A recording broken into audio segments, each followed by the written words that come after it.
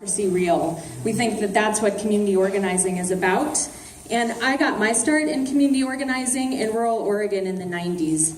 It was a time when human rights were under attack on a regular basis, partially fueled by the fires of economic hardship. And there was one point in my work where we were dealing with 30 different county level initiatives to say that gay and lesbian people were second-class citizens, essentially. I bring this story up today because 20 years later, we see history repeating itself. Just yesterday, about 200 miles from here, in the Malheur Wildlife Refuge, we finally ended the armed occupation of that land. Yay! Peacefully. But the occupiers were there because they said the federal government was standing in the way of economic prosperity for rural communities because they hold too much public land. Public lands are a huge part of the West, as I'm sure you know. They account for over 85% of the state of Nevada.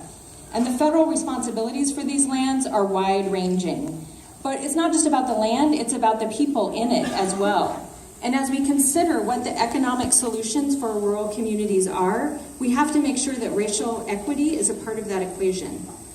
So I want to bring up tribal sovereignty and the key aspect of federal government-to-government relations.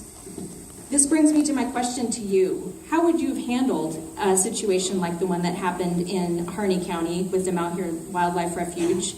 And as president, how would you navigate the clash of interests over public lands to assure trust responsibilities to tribes? Thank you. Well, and by the way, we begin by talking about gay rights. I think we have made progress in this country over the last many decades in becoming a less discriminatory society. We still have a very, very long way to go. You're looking at somebody back in 1996 who voted against this disastrous DOMA legislation. Wasn't a popular vote then. All right. Let me take the radical position that public lands belong to the public. And let me take the equally radical idea that those people, indigenous people, who in a sense have owned those lands for thousands and thousands and thousands of years, cannot continue to be exploited and run over. All right? Yeah.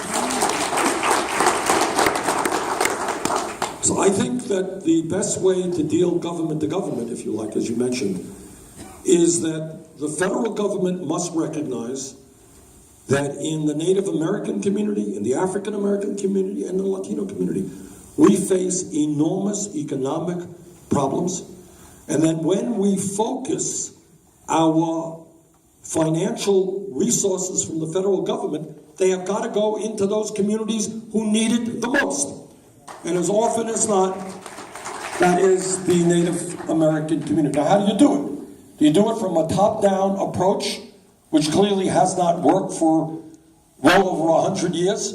Or do you say, let's sit down and talk? We have resources. What do you need? How do we create local jobs? How do we protect your environment? You guys know that issue better than we do in Washington. We have resources. Let's work in a mutually respectful way, and let's go forward. Okay?